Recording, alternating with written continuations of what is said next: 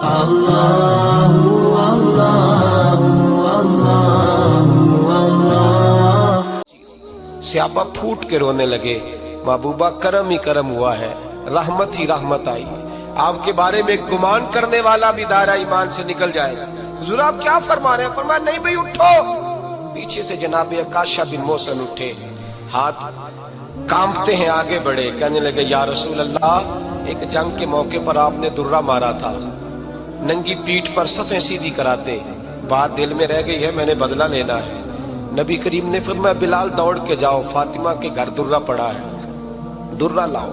سیدنا بلال حبشی کہتے ہیں میں گیا، دستک دی سیدہ طیبہ طاہرہ، حضرت فاطمہ فرمانے لگی بلال کیسے آئے ہو؟ اماں جی وہ درہ چاہیے تھا۔ سیدہ کو تشویش ہوئی، کہنے لگے بلال نہ تو جنگ پہ جانا ہے، نہ جہاد ہے، نہ کوئی ایسا موقع ہے، حضور کی تو طبیعت مبارک بظاہر بڑی علیل ہے، درہ کیا کریں گے؟ حضرت بلال عرض کرنے لگے اماں جی ایک صحابی بدلہ لینے لگے ہیں، صاحب طبقات نے جملے لکھے ہیں، کہتے ہیں بی بی صاحبہ نے درہ بھی دیا اور امام حسن حسین کو بھی باہر نکالا۔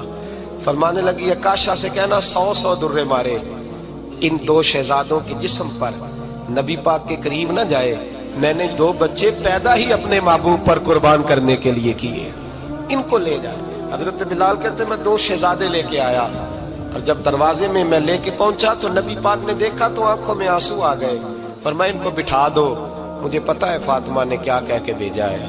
حضرت سیدنا بلال فرماتے ہیں درہ میں نے جناب عکاشہ کو دیا، حضرت عکاشہ درہ لے کے آگے جو بڑھے تو حضرت ابوبکر صدیق نے ان کے پیروں پہ ہاتھ رکھا، فرمایا عکاشہ میری طرف آ جا، مجھے مار درے، نبی پاک کے قریب نہ جا۔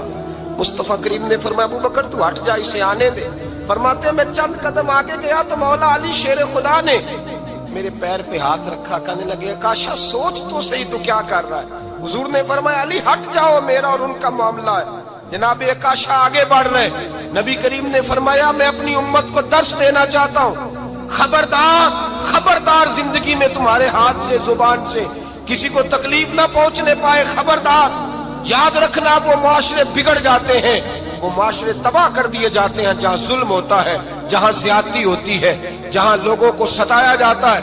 محبوب کریم کے قریب آئے حضرت عکاشہ کا، حضور میری پیٹھ ننگی تھی، آپ بھی ذرا کپڑا ہٹائیے۔ نبی کریم نے پیٹھ سے کپڑا ہٹایا، جناب عکاشہ نے درہ جو اٹھایا تو صحابہ کی چیخیں نکلی، حضرت عکاشہ نے درہ دور پھینکا، حضور کے بطن اطہر سے لپٹ گئے، چومنے لگے، کہنے لگے حضور وہ تو صفیں سیدھی کراتے لگ گیا تھا، آپ نے کہاں مارا تھا؟ یا رسول اللہ میں تو بہانہ بنا رہا تھا کہ جاتی دفعہ مجھے وجود چومنے کا موقع نصیب ہو جائے، مجھے یہ موقع نصیب ہو جائے۔ میرے حبیب نے فرمایا جس نے جنتی دیکھنا ہو میرے عکاشہ کی زیارت کر لے۔ بھائی ظلم کا دروازہ کھلا ہوا ہے اور لوگ بھول جاتے ہیں زیادتی کرتے ہوئے، وہ بہو سے ہی کیوں نہ کرے، وہ اپنے گھر کے بھول جاتے ہیں کہ شاید پوچھنے والا کوئی نہیں، شاید میزان نہیں لگے گا۔ ایران کے بادشاہ نے اپنے بیٹے کو پڑھانے کے لیے ایک استاد صاحب کا بندوبست کیا۔ استاد صاحب کو کہا کہ میرے بچے کو دین پڑھائیے، میں چاہتا ہوں کل اس نے عنان حکومت کو سنبھالنا ہے تو یہ دین سے آگاہ ہو جائے، اس کو کچھ سکھائیے پڑھائیے۔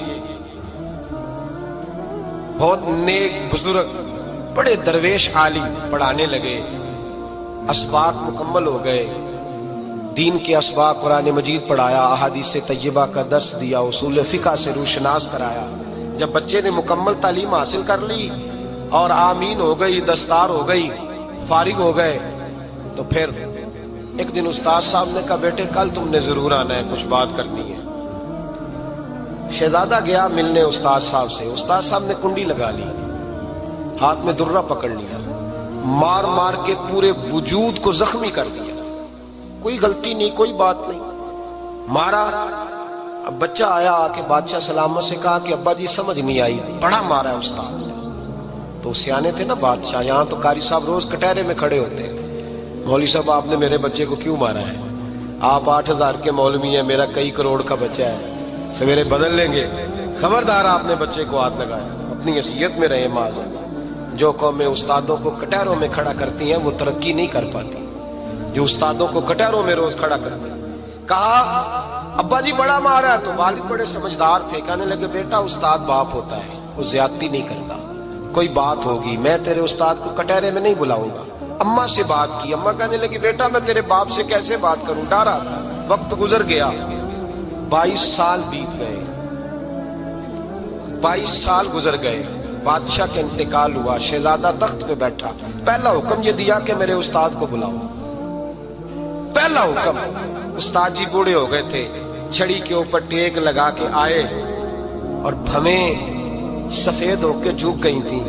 यूं आंख खोल के बड़ी मुश्किल से देखा, कहने लगे शहजादे हुक्म हो। कम मैं शहजादा नहीं, अब मैं बादशाह बन गया हूं। उस्ताद जी 22 साल बीत गए, आपने मारा था, पर वो दर्द चूंकि ज्यादती की थी, मेरा कसूर कोई नहीं था, तो ना मेरी रूह से दर्द गया है ना मेरे जिस्म से गया है। मैं बेख्तियार था, पूछ नहीं सकता था, आज बाइख्तियार हुआ हूं। सबसे पहले पहला हुक्म आपको दिया, बुलाया है, बताए क्यों मारा था, क्यों मुझे मारा था, मेरी ज्यादती बताए।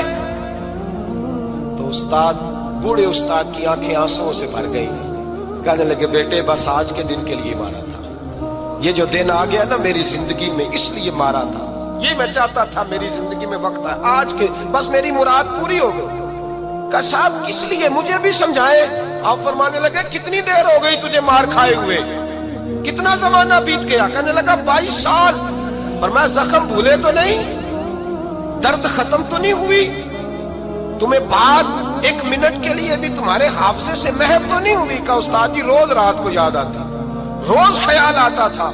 उस्ताद कहने लगे भाई तू बेख्तियार था, पूछ नहीं सका, 22 साल तुझे याद रहा, मुझे पता था तू एक दिन हुक्मरान बनेगा, मैंने तुझे इसलिए मारा था कि बेटे याद रखना, किसी पे जुल्म न करना। अगर तुझे 22 साल तक याद रहा है तो जिस पर तू जुल्म करेगा उसे भी कयामत तक याद रहेगा।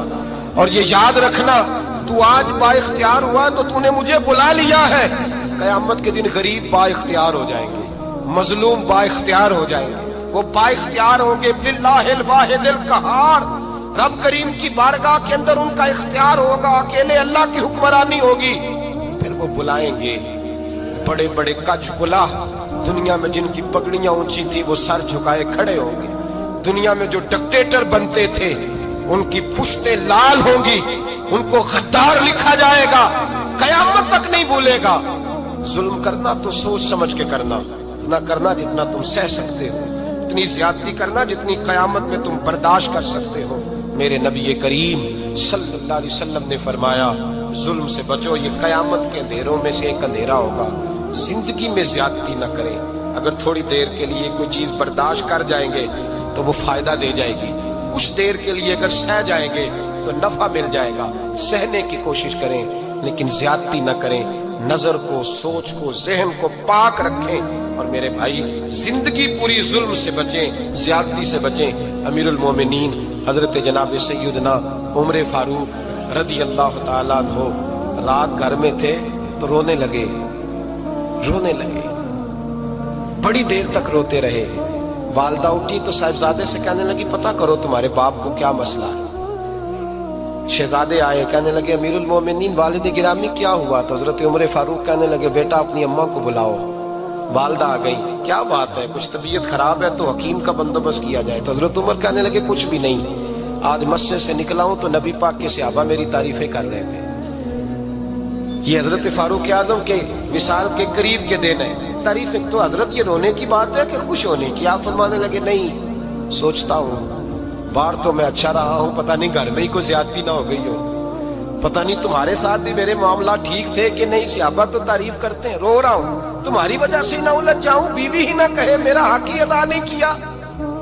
ये लफ्ज कहते कहते पहाड़ है ये शख्स, कैसरो किसरा कांपते हैं। हजरत उमर रो पड़े, बीबी से कहने लगे मुझे अल्लाह की रजा के लिए माफ नहीं कर देती, मेरे ऊपर बोझ था उम्मत का, मैं सारी रात मदीने की गलियों में फिरता था, दिन सारा मस्जिद में गुजरता था, मैं तुझे वक्त नहीं दे पाया, माफ नहीं कर देती।